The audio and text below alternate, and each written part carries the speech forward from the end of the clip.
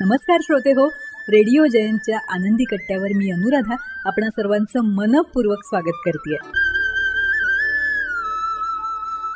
श्रोते हो, आजच्या आनंदी कट्ट्यावर पणत्यांची ही एक बोधकथा. 4 पणत्या एकमेकींशी बोलत होत्या. पहिली म्हणाली, माझं नाव शांती आहे, पण कोणीच मला त्यांच्या मनात तेवत ठेवत नाही. मला गेलंच पाहिजे, माझा काहीच उपयोग नाही. आणि अत्यंत दुःखी अंतःकरणानं ती विझली.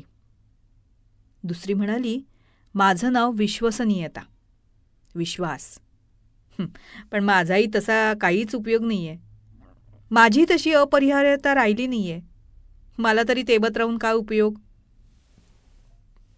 दुसरीसुद्धा शांतपणे विझून गेली. तिसरी म्हणाली, माझं नाव प्रेम आहे. आता माझ्यात सुद्धा तेवत राहण्याचं त्राण नाही. लोकांना माझं महत्त्वच नाही. लोक आजकाल आपल्या जवळच्यावर सुद्धा प्रेम करायला विसरलेत. सगळीकडे स्वार्थ बोकाळलाय. असं म्हणत तिसरीसुद्धा विझून गेली.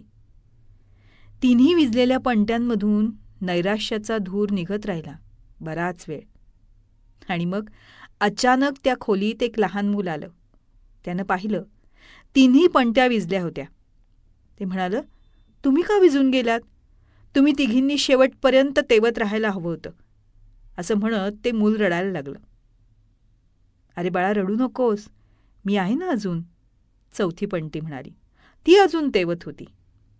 ती म्हणाली, माझं नाव आहे आशा, मी आहे ना अजून. आपण त्या तिघींना पुन्हा प्रज्वलित करूया. त्या मुलाच्या डोळ्यात एक वेगळंच तेज झळकलं. अतीव आनंदानं त्यानं इतर 3 पणत्यांना सुद्धा पुन्हा प्रज्वलित केलं. श्रोते हो, म्हणतात ना, आशेची ज्योत कुठल्याही परिस्थितीत आपण आपल्या आयुष्यात सतत तेवत ठेवली ना, तर शांतता, विश्वास, प्रेम आणि आशा आपण नेहमी जिवंत ठेवू शकतो. हो ना? तेव्हा श्रोते हो, हा होता आनंदी कट्ट्यावरचा आजचा सुंदर विचार. तुम्हाला तो कसा वाटला याविषयीची तुमची कमेंट बॉक्समध्ये नक्की लिहा.